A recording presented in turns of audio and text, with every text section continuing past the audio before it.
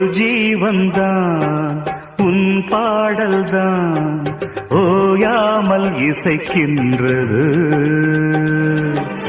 இரு கண்ணிலும் உன் ஞாபகம் உறங்காமல் இருக்கின்றது.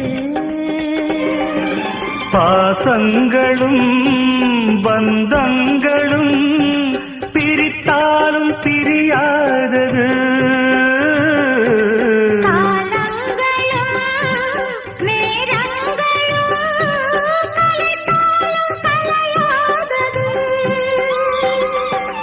ஒரு ஜீவன்தான் உன் பாடல்தான் ஓயாமல் இசைக்கின்றது.